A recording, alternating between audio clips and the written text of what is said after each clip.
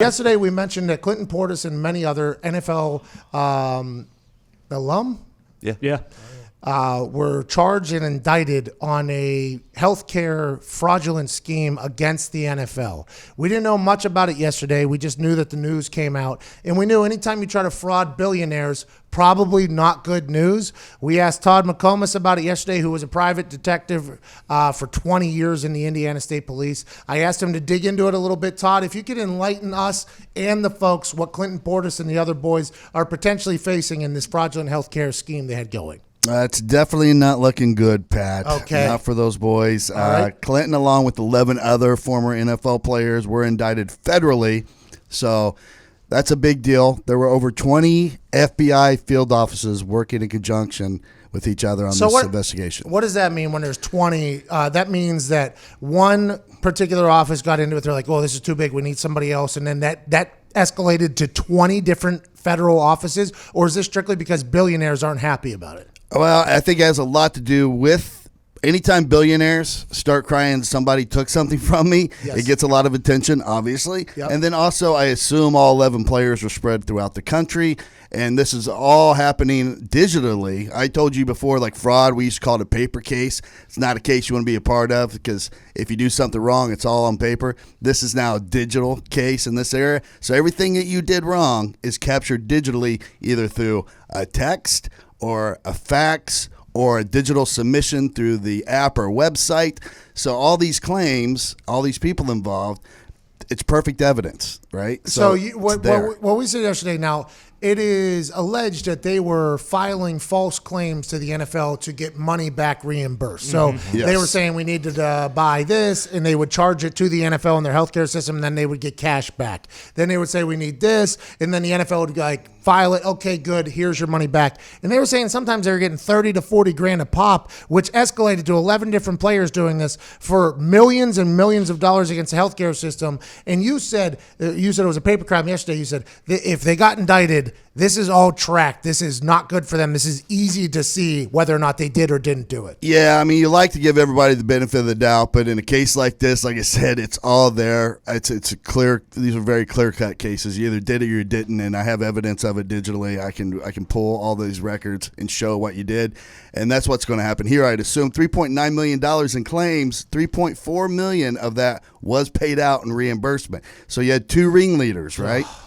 According to the investigation, Robert McCure, former Redskins linebacker, and Correll Buckhalter, former running back for the Eagles and Broncos, were the ringleaders, and they recruited these other former players and just asked them, hey, provide us your identification numbers, your social, your date of birth, your mailing address. We'll submit the claim. When you get your reimbursement check, you give us a kickback. So if any of those that aren't the ringleaders, their only defense would be, well, I didn't know why I was given that information for. Now you're going to look, okay, well, after you got your reimbursement check, did you pay out money to one of these two people or both? And if you did, that's an overt act. You're probably screwed. So does this seem like something where I feel like in every cop or police situation, the underfish normally turn on the big fish and they kind of get off while the two big name people are probably going to get the most trouble. Is that something you see happening in this case? Or is this something whenever you're fraudulent against billionaires, everybody's going to get it? Absolutely. And federal sentencing, this like wire fraud carries a maximum sentence of 20 years, right? Oh, my Jeez. God. And in the federal system, you serve 80% of that. So there's no like one day off or one day of good time like we have at a state level, right? 80% of your time. Now, the biggest hit is going to come on the ringleaders for sure. And now part of that, if you don't want such a big sentence as one of the underlying players, you're going to have to proffer and give a statement incriminating the two ringleaders for sure. Man. So, for sure. So how long were they doing this? Do we know how long they've been doing this for? Yeah, it started in June of 2017, I believe. And then it was reported by Cigna, which is the company processing the claims. Yeah. Because, by the way, this is how it came up. Like, they were ordering equipment. One was some piece of electromagnetic equipment for, diagnosing horses. These claims people are like, I'm not sure this NFL player needs that. I just got a text from the NFLPA. Oh. Every Friday they send a motivational text. And the NFLPA, I assume, is going to be involved in this because the NFLPA worked to deal with the NFL for these claims to happen for ex-NFL players, which is all going to kind of – middle of CBA NFLPA negotiations, by the way, for this to happen is not good for the NFLPA. No. Especially not good for retired players that had no idea this was happening. By the way, I didn't even know I could state claims of things that I know. I just learned that I could potentially be charging for the things that I go pay for, whether it's my knees or hips going on. I'm happy I learned that, but I'm not happy that they took advantage of this because it's probably going to screw us for the rest of the time. NFLPA told me success is liking yourself, liking what you do, and liking how you do it. These guys, for just a couple years, were very much liking what they were doing. Just getting free cash for a long time. They felt like they were outsmarting 30 billionaires. I mean, this is only a matter of time before it comes crashing down. Clinton Portis, friend of the show, his name was named at the top because he's the most notable, I'd assume. I'm happy to hear that he wasn't the two ringleaders that were doing this whole thing, but this sounds like this is going to be real crime. This is going to be real time in the pen, I assume. Well, Pat, can you imagine, like, when you have a simple little, like, fender bender, what hell it is the insurance company puts you through this to file that claim? Now you're going to make a $60,000 claim on a piece of electromagnetic equipment that tells you if a horse is pregnant. Like, that's going to be a problem. These guys, What do we say? Pigs get fed.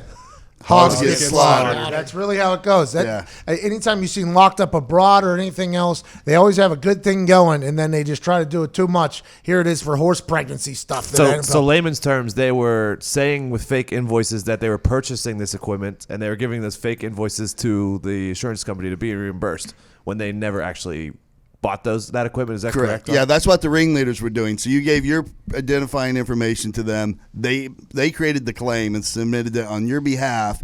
And fake invoices, prescriptions, letters of medical need were falsified and submitted. Yeah, they were easy things to track back. Faux prescriptions were being wrote too, right? That's fraud. That's forging prescriptions. Yeah, that's is a big deal. All kinds of things. Can't do that. All kinds of things going wrong. Clinton Porter's friend of the show, friend of anybody that ever met him. We'll do the jailhouse interview, I guess, with him. Yeah. At some point. And that's his only plausible deniability, right? It's just like, well, I didn't know exactly what they were doing. They just said it was a way I could make a little more money. Like, I mean, that's not. But they have text messages and emails and probably, I assume there's a wiretap in this too, right? I would assume so. I would assume there's a wiretap like that's happening outside of our office right now somewhere. By the way, if our phones go out for no good reason, it's definitely what that is. Yeah, exactly. This is a scary situation. I went to see if there was an Italian name on the list because this is normally what we do because we go against corporations. Hey, it's a crime against nobody. It's a crime against people that have money. Where'd that one guy play for? The Eagles? Yeah, and the Broncos. Well, let's go back to his Philadelphia and the roots. Hey, there's a lot of Italians over there in Philadelphia. I would assume. What if it comes out that some victimless crime, some mafia guy was like, "Hey, can't you get some horse supplies? Can't you get some claims for these things you're doing here?" Yeah, you can. I read it up on it. $3.4 million. That's so much money. I got to think, though, the mafia guy's going to be like, why do you get a back massager? Why are you ordering horse equipment for? True. Tommy? It's not good news. I did learn that I can do whatever I need to do, though, if I... Yeah, if you have to have knee surgery. That's good news. Hey, I'm happy the NFLP I and think NFL... you should get a hyperbaric chamber. I think I already have one. Oh, okay. I do. I think I have one. I have no idea how to put it together.